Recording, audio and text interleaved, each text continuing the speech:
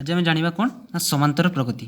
समांतर प्रगति को जानवा हेले प्रथम आम प्रगति विषय जाना।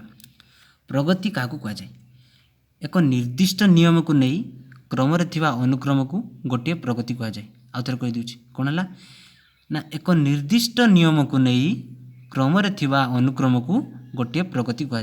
तेणु ये प्रगति साधारणतः केते भाग में भाग कराई ना प्रगति को साधारणतः तीन प्रकार में भाग कराई। एक रे होची कौन ना एक रे होची समांतर प्रगति।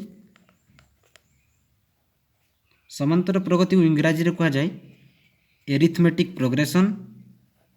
इंग्राजी रे एरिथमेटिक प्रोग्रेशन। एवं द्वितीय रे होची गुणोत्तर प्रगति। गुणोत्तर प्रगति को इंग्राजी रे कहा जाए होची जियोमेट्रिक प्रोग्रेशन।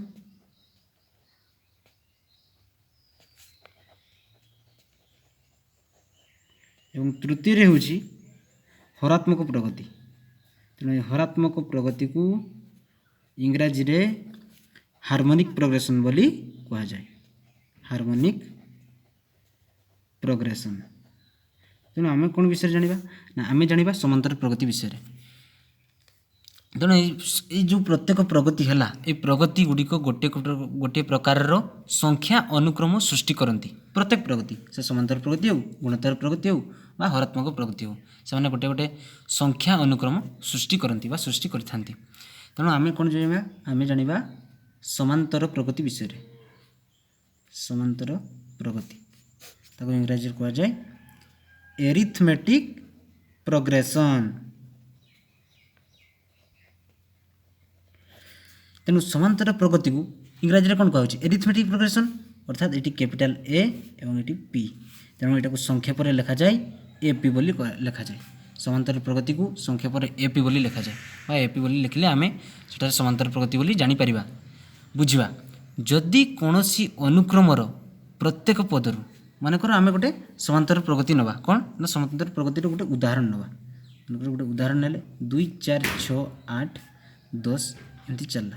मानकर यहाँ गोटे आम कौन नहीं ये गोटे अनुक्रम ने आम प्रथम समांतर प्रगतिर डेफिनेशन जाना। डेफिनेशन हूँ जदि कौन अनुक्रमर प्रत्येक पदर अर्थात प्रथमटी को छाड़ी पूर्व पदर वियोगफल जदि सर्वदा समान हुए तेबे से अनुक्रमटी को समांतर प्रगति बोली कहा जाए बा एपी बोली कहा जाए।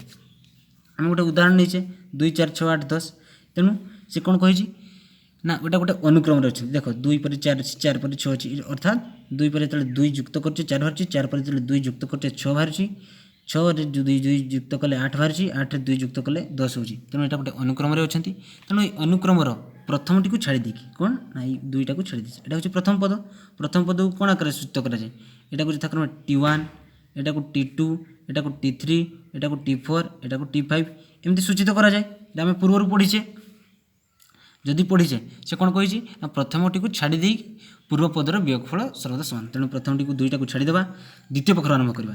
तेणु द्वितीय पक्ष जो आरंभ करा 4 - 2 करवा हूँ के 2 जो तृतीय जो द्वितीय को वियोग करवा 6 - 4 = 2 तापर 8 - 6 = 2 हो।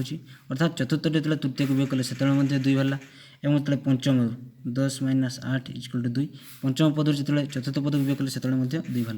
तेणु एठार प्रत्येक वियोगफल गुड़िक सामान है।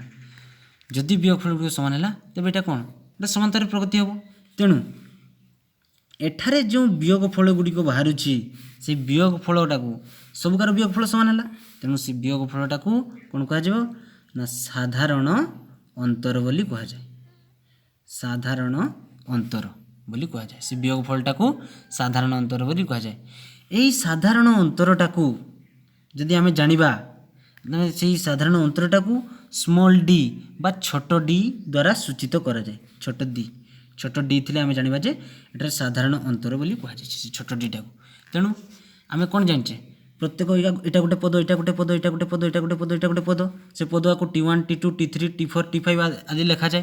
तेणु ये समांतर प्रगति आम कौन लिखिपर ना आम कौन कही प्रथमटी को छाड़ी देकी द्वितीय रु प्रथम को तापर तृतीय द्वितीय को सीटा लिखा आम सेमती समांतर प्रगति सेमती हम T2 - T1 is equal to जदि T3 minus T2 is equal to T4 minus T3 is equal to एमती चलला पर केते पर्यंत जीवो ना n तम पद पर्यंत अर्थात Tn माइनस Tn माइनस 1 तो से पद ता पूर्व पद को वियोग करा एठी केते T4 रु T3 को ता पूर्व पद को ठीक सेंती Tn रु Tn माइनस 1 को वियोग करा जीवो ताले एटा वियोग फल का हम करछे अर्थात से साधारण अंतरटा हम बाहर करछे तनो एतिकी इक्वल D हो तनु समांतर प्रगति पई आमे एतिकी लिखि परिबा।